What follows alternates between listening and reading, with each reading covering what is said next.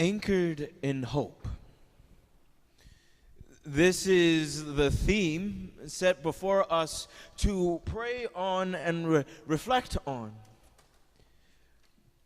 But might I voice maybe some of the realities of our hearts? In the aftermath of a hurricane, in the midst of a pandemic, in times of uncertainty and struggle and strife that seem to continue to come, where is hope? How can I be anchored in hope when it seems that time and time again, over and over, the storm comes? For many, if not for all of us, it has seemed as if the storm has not stopped. How? Where? When? From where will this hope come? Scripture gives us so many powerful images of storms and how the Lord somehow, some way enters into the midst of it, and everything seems to just fall in line. Might we look at a storm, a situation that we are quite familiar with from the Gospel of Matthew?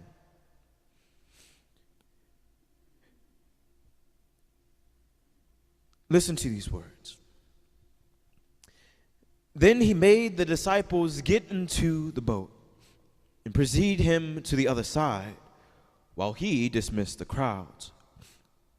After doing so, he went up on a mountain by himself to pray. When it was evening, he was there alone. Meanwhile, the boat, already a few miles offshore, was being tossed about by the waves, for the wind was against it.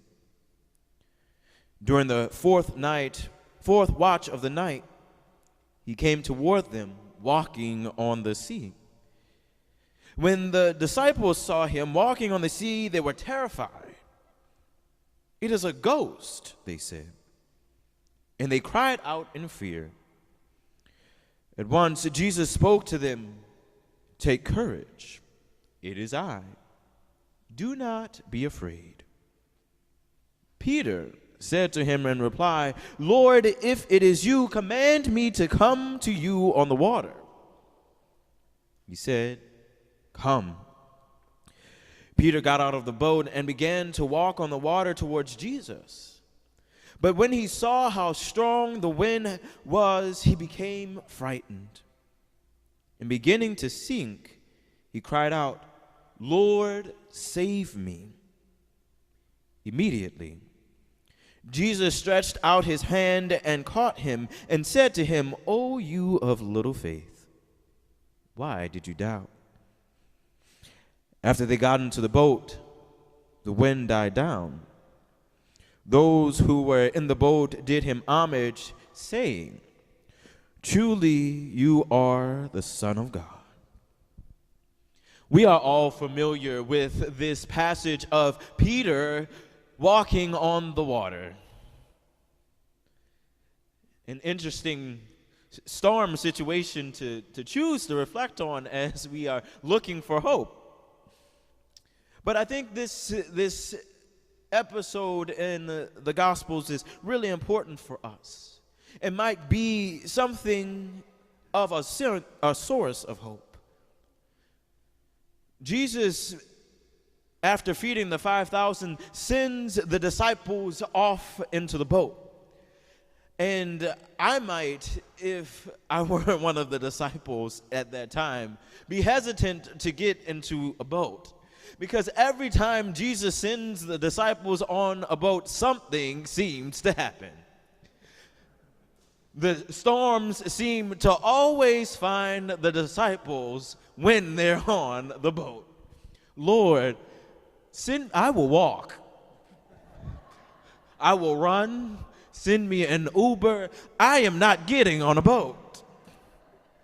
But yet the disciples get on this boat, and interestingly enough, Jesus is not with them. Recall earlier in the gospel, particularly in Matthew, each of these storm situations, Jesus was in the boat with them. They only had to go and knock on the door, shake him up a little bit. But this time, Jesus wasn't in the boat. It seems as if Jesus had some foreknowledge, some foresight of what was about to take place. I'm going to send you into a situation where it seems that I am not even there. Jesus went off to a mountain to pray. And yet, they get on the boat. If the Lord told me to get on the boat and go, let us go. And as they are going offshore, these winds, these waves are starting to crash. And I imagine the disciples being more frightened than they were earlier on because, again, Jesus is not in this boat. Lord, where are you? Before I could find you in the belly of the boat. But for right now, we are seemingly by ourselves.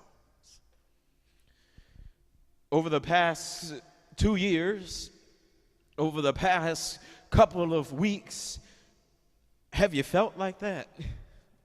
Have you felt as if Jesus has sent you on this boat and the waves have come, the waves have buffeted, the winds have pushed you side to side, and it seems as if the Lord is not there?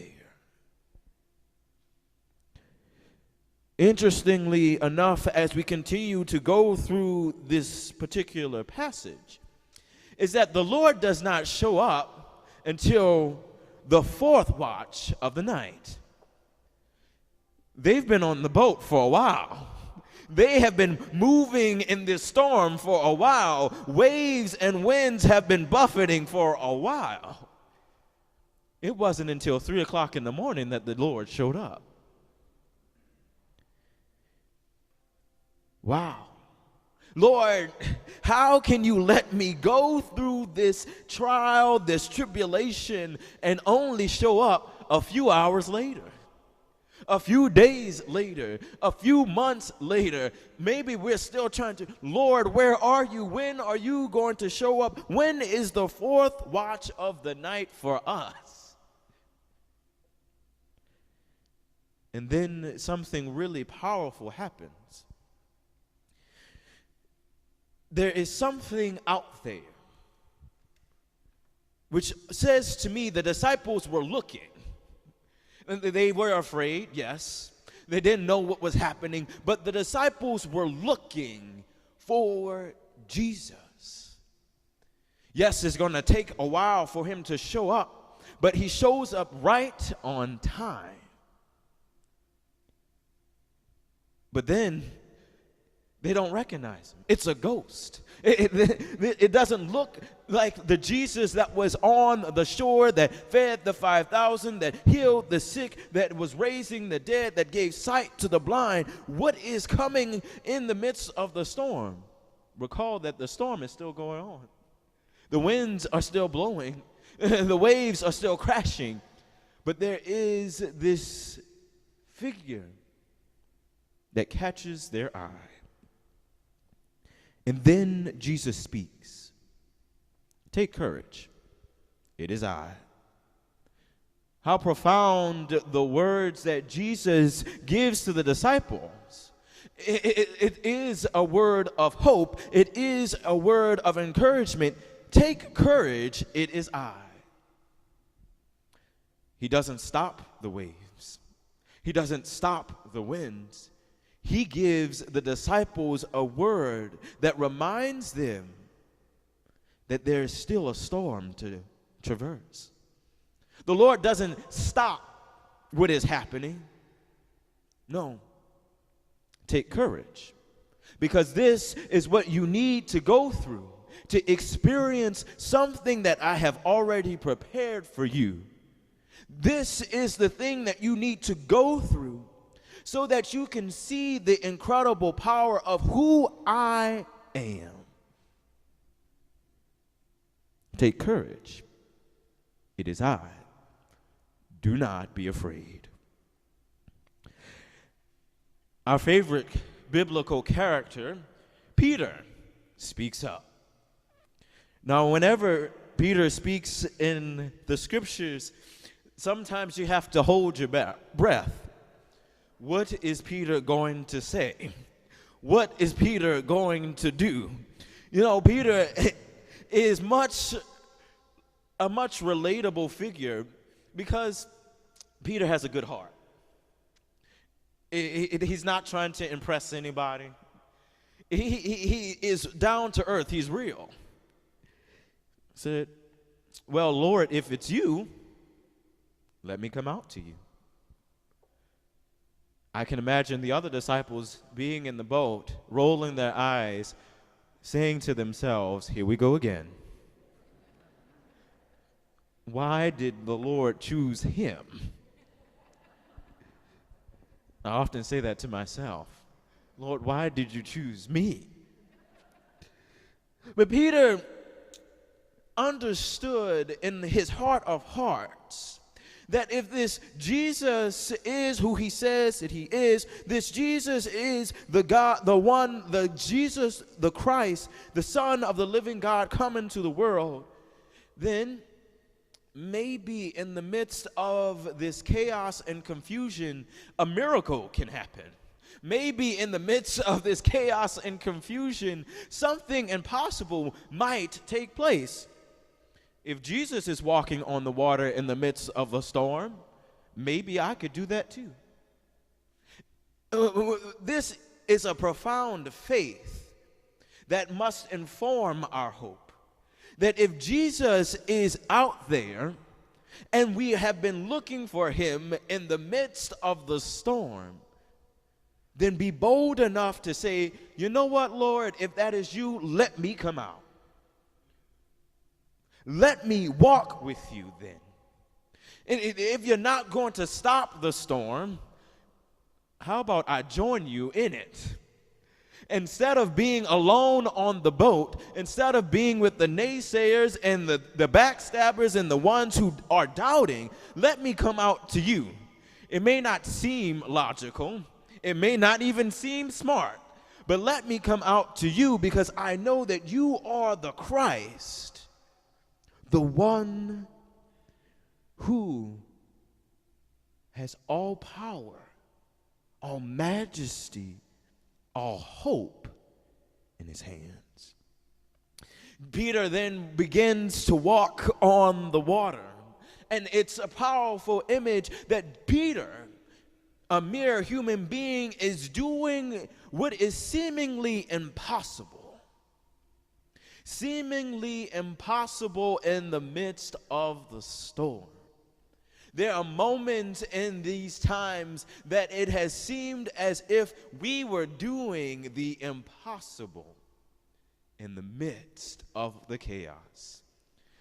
In these first now 4 months of my priesthood, rather the priesthood of Jesus Christ that I get to participate in, I have found myself baffled at the impossible moments, if you will. How the Lord makes the impossible possible. When there has been so much chaos, there has been so much confusion, when there have been moments where I have been in this boat and I was looking for the Lord, where are you? I'm out on the water. Come. Be bold. Your faith will save you. Peter, doing seemingly the impossible, walking on water, is doing something that we must do. To walk on water towards Jesus, even as the winds and the waves come. Again, the Lord hasn't stopped it. The Lord didn't say, peace, be still. No, there is chaos and confusion still happening. My dear brothers and sisters, in the weeks and the months and the years ahead, there will still be chaos and confusion. Winds and waves will still come. I know that's not what you want to hear. I know that's not always the most encouraging thing to hear, but if you are walking in the midst of all of that towards Jesus, you're going to be all right. If you're moving in all of that towards Jesus, it's going to be all right. Take courage. It is Jesus Christ. Do not be afraid. Get out the boat. Walk towards him, because he is our hope. Now, this beautiful episode reveals the human condition. We may be doing well for a moment, have our eyes so fixed on the Lord that nothing, not even the Saints losing a game that they could have won, that's another sermon, can deter us from walking with the Lord. Nothing could deter us. But can we be real? Fear starts to drum up. Fear starts to creep its ugly little head. Doubt starts to make an appearance yet again. How many times then when we think that, you know what, we are okay. I'm doing what I need to do. I'm praying how I need to pray. The Lord is showing up and I see him. And then something, maybe a little thing, maybe a big thing, comes and takes our attention off the Lord. Oftentimes, when we reflect on this particular passage, we reflect on Peter's fall and how, oh, Peter, you were doing so well and then you messed up. Might we turn our attention to what happens immediately after Peter falls? Peter cries out, "Lord, save me." And then my favorite part of this whole situation is captured by one word. Immediately, Jesus stretched out his hand. If you, my brothers and sisters, are walking on the water, and your eyes are so fixed on the Lord, and fear and doubt comes and takes your attention off of him, are you close enough to the Lord for him to immediately stretch out his hand and get you? That is where our hope should lie. That even in the midst of the storm, even in the midst of our fear, even in the midst of our doubt, that we are so close to the Lord that immediately he stretches out his hand to save us. This is where our hope should lie as we continue to move forward. That the Lord is ever close to us. He doesn't abandon us. He doesn't leave us. He doesn't forsake us. Yes, he's going to give us some things that we seemingly cannot bear. And when we fall, when we get fearful, when we get doubtful, make your prayer, "Lord, save me." But even more so, rest in the hope that immediately, not tomorrow, not 2 weeks from now, not 2 years from now, but immediately, the Lord will be there to catch your hand. This is where our hope should lie. This is where our courage should lie. This is where our faith should be anchored. And then again, the scriptures still keep things in perspective. Don't doubt. Have faith. And you know what Jesus did? He didn't take the storm away. He didn't calm the waves. I imagine Jesus and Peter had to walk back to the boat together in the midst of all of it. My brothers and sisters, remain ever close to the Lord, so that as you are doing what is seemingly impossible, what is seemingly unrealistic, as we rebuild our lives, as we search for some type of normalcy, do so close to the Lord. That after he picks you up, puts things into perspective a little bit, that he's going to walk with you back to the boat, walk with you through the storm, walk with you through the waves, on the water, doing the impossible, making what is impossible possible. And then, when everything is safe and secure, when you're back in the boat, when the naysayers around you have seen what the Lord has worked in your life, then and only then, John, then and only then will the storm be calmed. Will the waves stop? And the mission that the Lord has set you on will continue. Anchor your hope.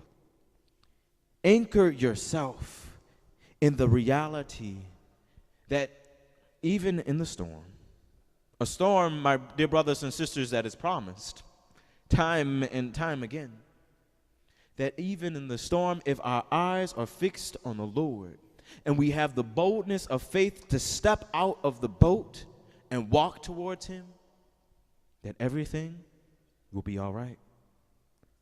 Keep your soul, your very being, anchored in that fact. And watch how the Lord makes possible the impossible.